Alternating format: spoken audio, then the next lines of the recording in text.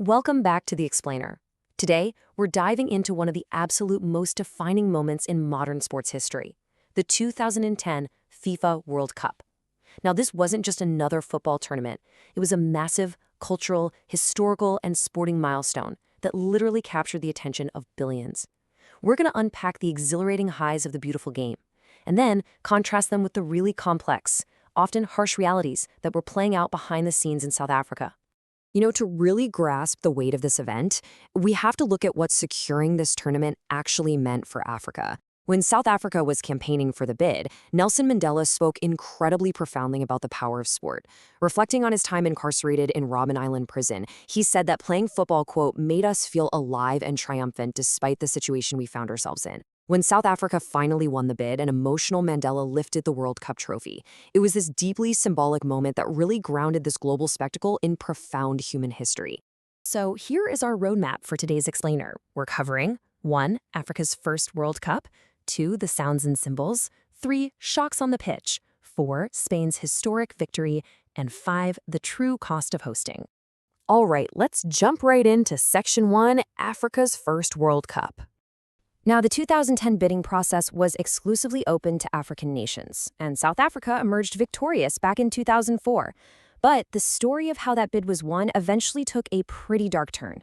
A 2015 FBI probe into FIFA corruption revealed that high-ranking officials from the South African Bid Committee had actually secured the hosting rights by paying a $10 million bribe.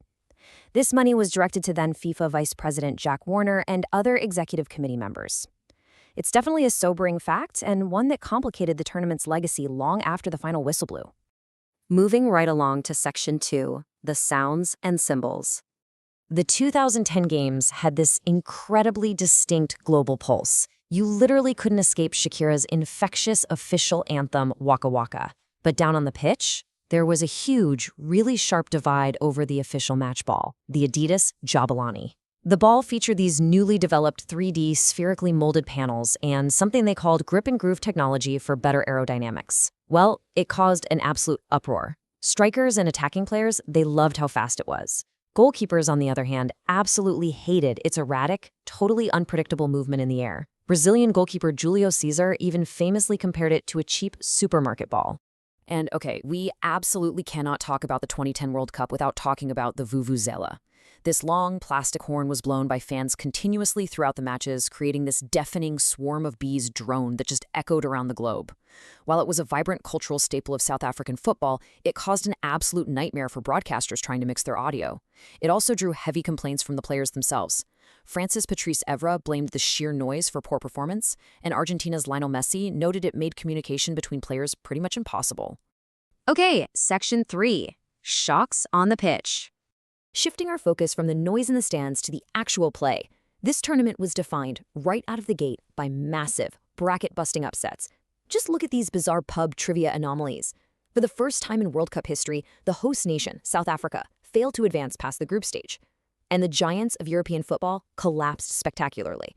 The defending 2006 champions, Italy, and the 2006 runners-up, France, were both eliminated in the very first round. And get this. The lowest-ranked team to qualify, New Zealand, shocked absolutely everyone by drawing all 3 of their group matches. That means they ended the tournament as the only undefeated team in the entire World Cup. Wild, right? On to Section 4, Spain's historic victory. While the heavyweights were falling early on, the eventual champions Spain forged this incredibly unique path. Their statistical run is just fascinating. They actually started the tournament on June 16th by losing their opening match 1-0 to Switzerland. That made them the very first team to ever win the World Cup after dropping their first game. So how did they pull it off? Well, they relied on a flawless 0 goals conceded run through the knockout rounds. They methodically won every single knockout match by a score of exactly 1-0, all the way through to the final on July 11th. And man, that final match against the Netherlands was absolutely brutal. Officiated by English referee Howard Webb, it was an incredibly physical and really foul-heavy game. Webb was actually forced to hand out a World Cup final record of 14 yellow cards. That's more than double the previous record. The Netherlands' John Haydinga was eventually sent off with a red card. The deadlock was finally broken deep into extra time when Spain's Andrés Iniesta scored a dramatic volleyed winner in the 116th minute. Which brings us to our final section, Section 5, the true cost of hosting. So, we've celebrated the incredible drama on the pitch, but hosting a mega sporting event like this, it's a massive undertaking with consequences that last far, far longer than just a month of football.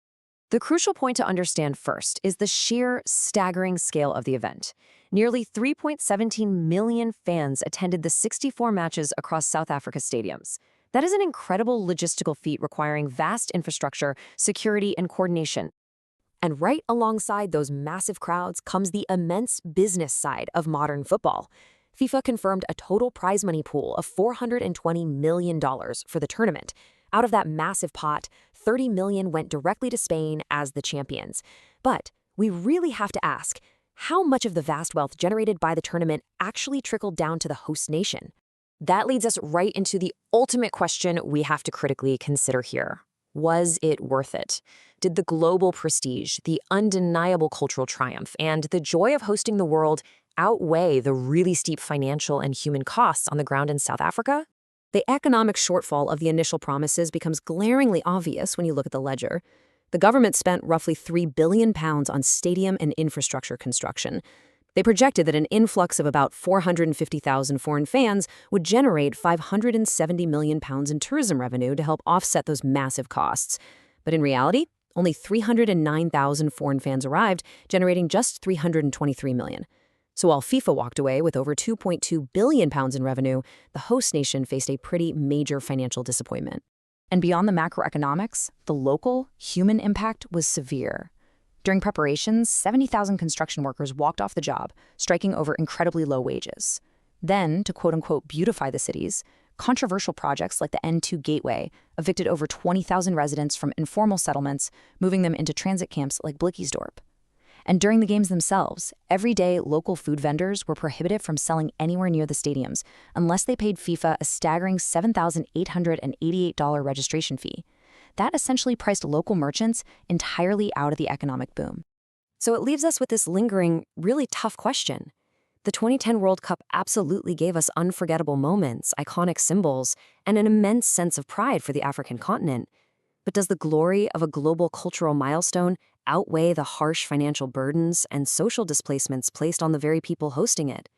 It's a highly complex legacy, and one that cities around the world have to grapple with every single time they bid for the beautiful game. Thank you so much for joining me for this explainer. Keep asking those tough questions, and I'll see you next time.